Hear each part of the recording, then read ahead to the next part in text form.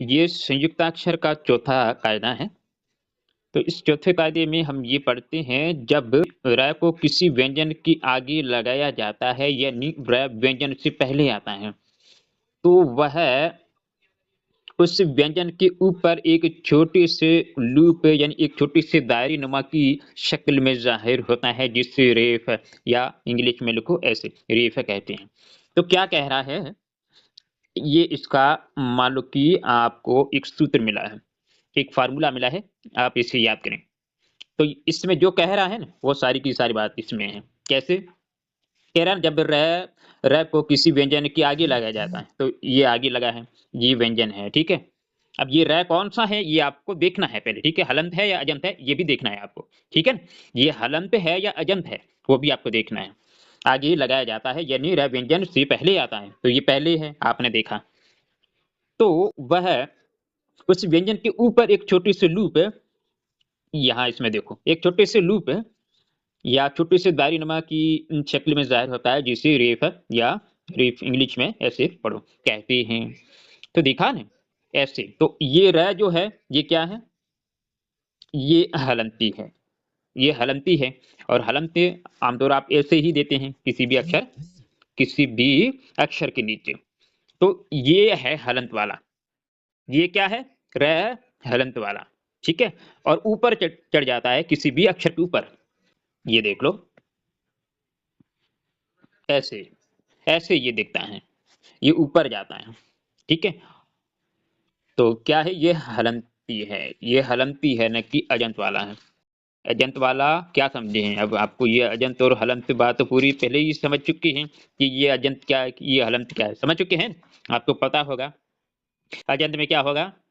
अजंत में यही होगा कि उसके साथ शुरू होगा और हलंत में उसके साथ शुरू नहीं होगा। तो वो आधा हो जाएगा। तो ये आधा वाला है। तो ये आधा वाला है। ये लगा है ना? ये आधा वाला है। तो आगे बढ़ते हैं हम। अगला 5वां नियम पढ़ते हैं। 5वां नियम में क्या है? इस 5वें कायदे में जब कोई व्यंजन यानी र के साथ पीछे लगाया जाता है, यानी यानी र व्यंजन के बाद आता है, तो वह उस व्यंजन के नीचे एक टेढ़ी लकीर की शक्ल में ज़ाहिर होता है, जिसे पदेन र कहते हैं। क्या समझे? पदेन र। ये तो नाम है, ठीक है। अब दूसरी बात, खास बात ये है। खास बात क्या है? देख लो। अब आप गलती न करना। क्या है? रै। ठीक है? इस ज़बर को हटाया तो समझो, अब ये सिंधी में बता रहा हूँ या उर्दू में समझो ही। इस ज़बर को हटाया यानी ये सुर है, इसके ऊपर स्वर है, तो ये तो अजंत है। अब आप समझे ये अजंत है, ठीक है? तो ये समझे थे ना? सबसे पहले आपको यही पढ़ाया था हमने वर्णमाला। तो आपने पूछा था कि ये वर्णमाला आप सिंधी में जो लिखे हैं उसके ऊपर ज़बर क्यों लगाई आपने? इसके ऊपर ज़बर लगाने की ज़रूरत क्या है? हम तो ऐसे ही जान जाएँगे। हमें पता है ये क है, ये ख है। लेकिन ज़बर मैंने इसलिए इसलिए लगाई थी क्योंकि ये नियम है, ये कायदा है, इसके ऊपर लगाना है, क्योंकि अजंत को दिखाना है ऐसे ही है। ठीक है? तो ये तो ऐसे ही हिंदी में लिखा है, उर्दू में लिखा है। लेकिन आप हिंदी में पढ़ेंगे तो आपको पता चल जाएगा कौन-सा अजंत है और कौन-सा हलंत है। तो कैसे पता चलेगा आपको? मान लो आपके पास ये र है, ठीक है? र है और इसके नीचे है ये निशानी। तो आप ये पहचान जाएँगे ये हलंत है। क्या? और ये पहचान जाएँगे जिसके ऊपर कोई निशानी नहीं है, तो आप ये प पहचान जाएँगे कि ये अजंत है। तो सादा-सा ये एक उपाय है, तरीका है। इससे आप यही जानते हैं ना, जब कोई व्यंजन र के साथ पीछे लगाया जाता है, यानी र व्यंजन के बाद आता है, तो वह उस व्यंजन के नीचे एक टेढ़ी लकीर की शक्ल में ज़ाहिर होता है, जिसे पदेन र कहते हैं। तो पदेन र कहते हैं। अब ये पहले आप क्या पढ़े थे? र जो हलंत हो गया था, अब यहाँ क्या है? अब यहाँ हलंत नहीं है, यहाँ ये अजंत हो जाता है, जबकि ये पहला जो अक्षर है, ये खुद हलंत हो जाता है ना? तो इस तरह ये लिखा जाएगा। कैसे? देख लो। ये आपने लिखा, ठीक है? और ऐसे, ऐसे, ऐसे कर दिया। तो ये जो है, ये रकार जो है, यही शो होता है टेढ़ी लाइन में नीचे। सही है? तो ऐसे बहुत से फॉर्म हैं, हम रह के और भी पढ़ेंगे। और भी र के बारे में पढ़ेंगे। पूरा जो है मटेरियल अभी तैयार नहीं किया है और आगे हम समझेंगे इस तरह के और भी कुछ फॉर्म हैं उसमें उसको लिखा जाता है। तो यहाँ ये समझ लो, आप इतने सारे ये शब्द हमने लिखे हैं, इसमें आप देख लो, ये 2 जो नियम हैं, इसके अंदर आने वाले कुछ शब्द हैं। जैसे आप ये पढ़ो, क्या है? पर्व, तो ये है गर्व। तो गर्व या परव ऐसे नहीं पढ़ेंगे आप, क्यों? क्योंकि ये जो ऊपर लगा है ना, ये हलंत है, ठीक है ना? आधा हो जाता है, हल्का पढ़ा जाता है। ये कर्म, ये दर्द, ये मर्म, ये धर्म, ऐसे ये वर्ण, ये प्रेम, और ये क्या है? ब्रह्म। ब्रह्म, ब के नीचे देखो पदी न रह, और ये ब्राह्मण, इसमें देखो पदी न रह, और इस प्रज्ञा, इसमें देखो प्रज्ञा नहीं प्रज्ञा, प्रकाश नहीं प्रकाश, ये देखो प्रकाश, प्रकाश नहीं प्रकाश, और प्रकाश वो भी गलत, प्रकाश वो भी गलत, फिर सही क्या? प्रकाश। ऐसे आप पढ़ेंगे, ठीक है? और ये क्या पढ़ेंगे? क्रोध, क्या पढ़ेंगे? क्रोध है। और ये क्या पढ़ेंगे? क्रीड़ा, क्या पढ़ेंगे? क्रीड़ा। और ये पढ़ते हैं रोज, वक्रतुंड, क्या पढ़ते हैं? वक्रतुंड।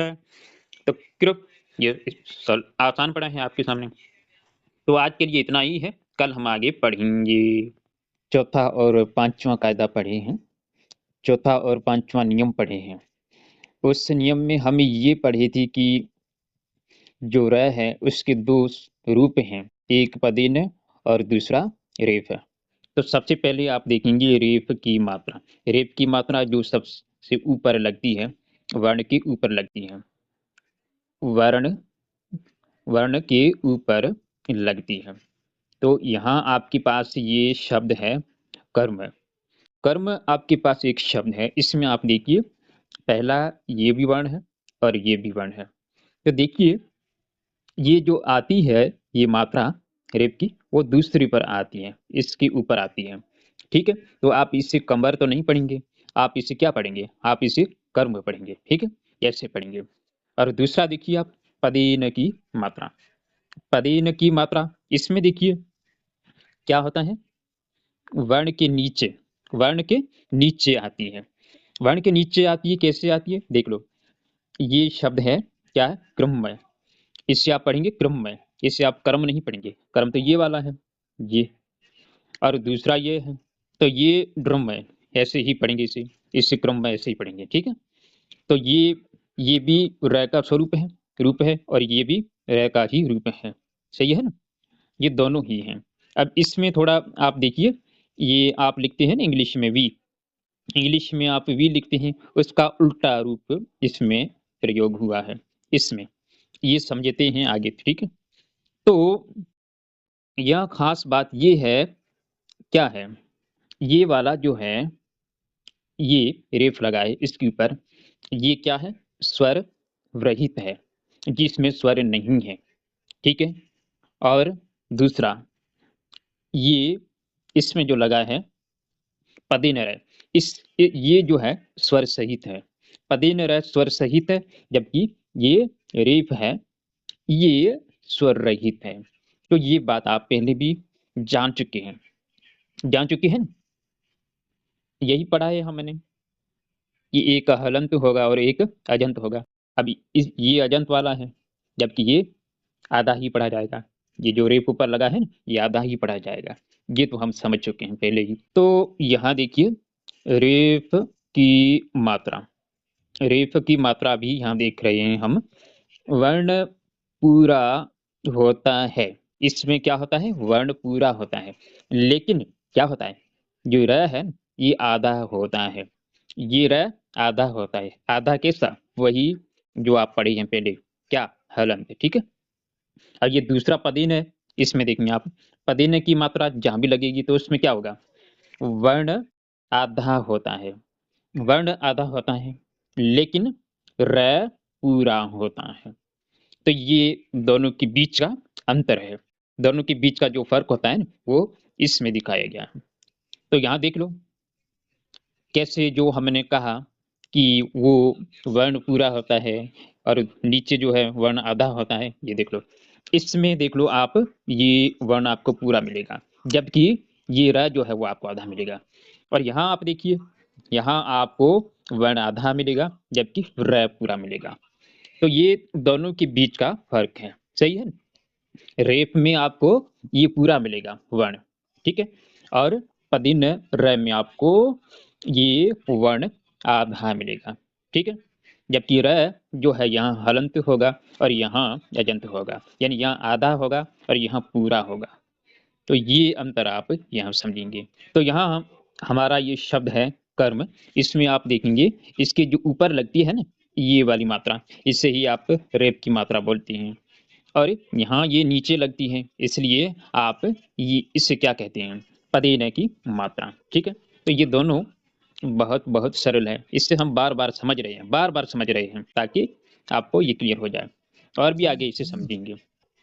तो क्या है, रेफ की मात्रा अक्षर र का आधा रूप है, ठीक है। तो ये आपको समझ में आया कि वो जो है पूरा नहीं होता है, आधा होता है, इसलिए र का आधा रूप बोलते हैं इसे। तो ये देख लो र है, इसका आधा रूप कैसे होगा, इसका इसका आधा रूप कैसे होगा, ऐसे ऐसे ये शो होगी किसी भी अक्षर के ऊपर ऐसे, ठीक है। ये क्या है, कौन सी निशानी है, रेप की निशानी है, ठीक है। रेप की मात्रा है जो ऐसे ही दिखती है, किसी भी अक्षर के ऊपर होगी।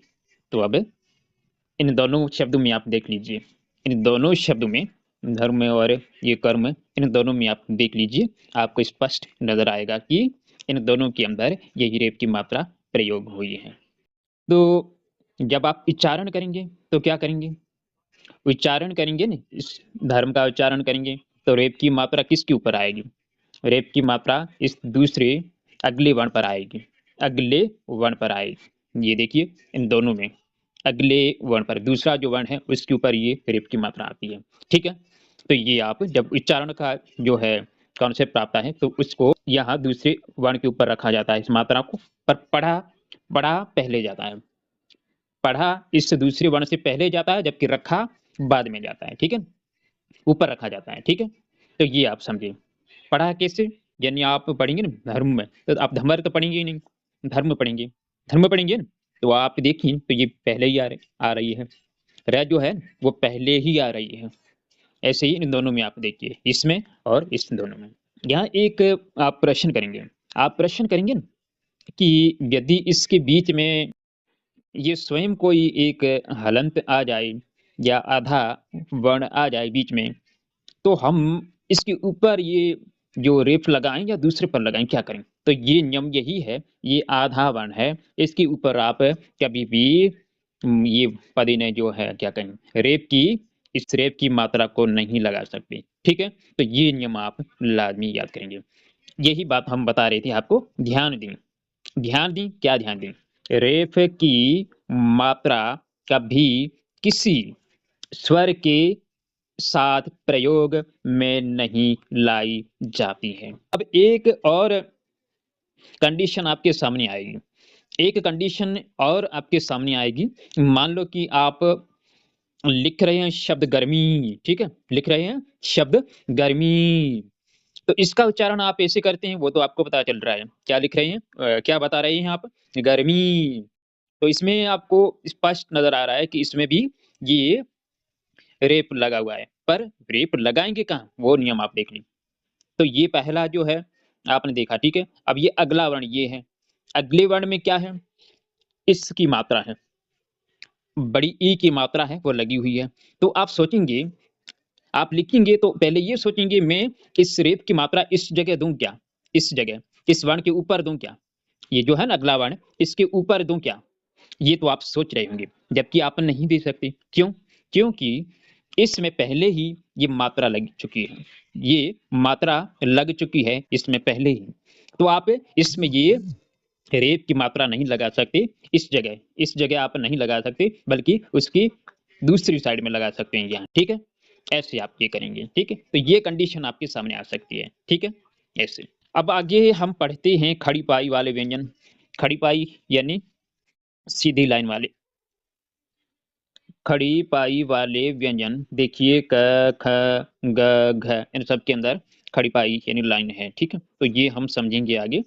तो इनमें आप जब भी इस कौन सी रय का इस्तेमाल करेंगे वो आप देख लीजिए। इनमें ये कौन सी हुई है, इनमें ये पदीन रय, इन सब में पदीन रय हुई है जो कि नीचे लगती है, जो कि नीचे लगती है। ये आप देखेंगे खड़ी पाई वाले जितने भी व्यंजन हैं उन सब में आप देखेंगे तो ये नीचे प्रयोग होती है। ये दूसरी बात देखेंगे पाई रहित घुमावदार, घुमावदार व्यंजन आप देखेंगे जो गोल गोल हैं, गोलाकार हैं, जो आपको पढ़ाया है। पाई रहित घुमावदार व्यंजन जो है ना, पाई रहती ये नहीं जिनके अंदर वो सीधी लाइन कहीं या उम्मीदी लाइन कहीं वो नहीं होती है, तो उनमें जो है आप ये रय का कौन सा रूप प्रयोग करेंगे, नीचे करेंगे, ऊपर करेंगे, कहाँ करेंगे वो देखिए। तो ये देखिए, तो इनमें हम यही पढ़े हैं वी के जैसा उल्टा जो ये रूप है वही इसमें इस्तेमाल करेंगे, सभी में ऐसे नीचे इस्तेमाल होगा।